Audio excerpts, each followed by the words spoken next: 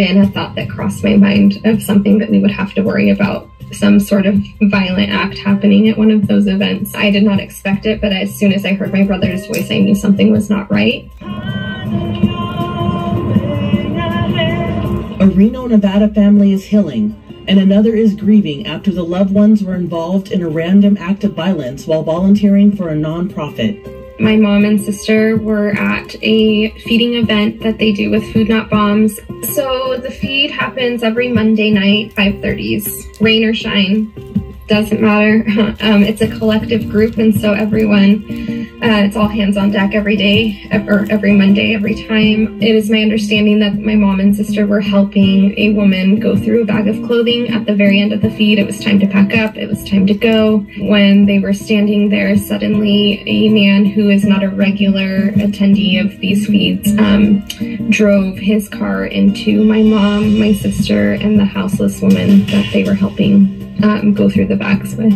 The suspect severely injured 23-year-old Clarissa Roman, her mother Diamond Roman, and Michelle Jardine. My mom was alert the entire time. My mom described and gets very emotional about this scene when she remembers how it all happened. She locked eyes with the driver, saw him coming.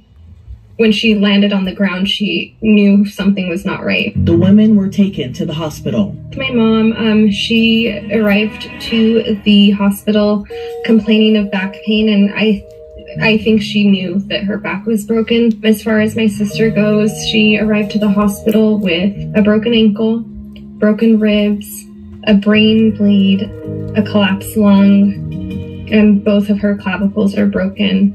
And today they just updated us that there are also a couple of broken bones in her neck.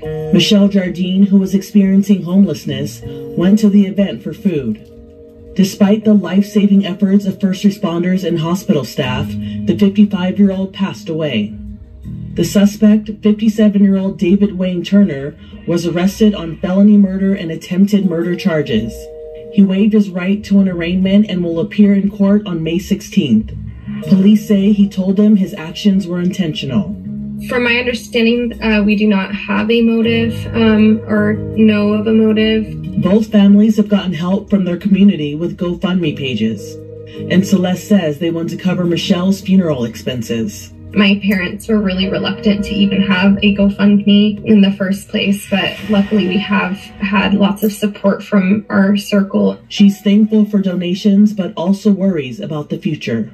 It's been weighing on me a little bit, just knowing the amount of time my mom is going to miss from work, the amount of time my sister is going to miss from work, and obviously bills don't stop. The hospital bills are going to be astronomical. I can't even imagine. Celeste says any remaining funds after funeral and medical cost will be donated back to local organizations that help feed people experiencing homelessness in their community. And Angelina, Michelle's daughter, told Inside Edition Digital her goal is now to make sure her mom is seen as more than a houseless person. She wants her to be remembered as a mother, grandmother, and someone who was kind and giving to all.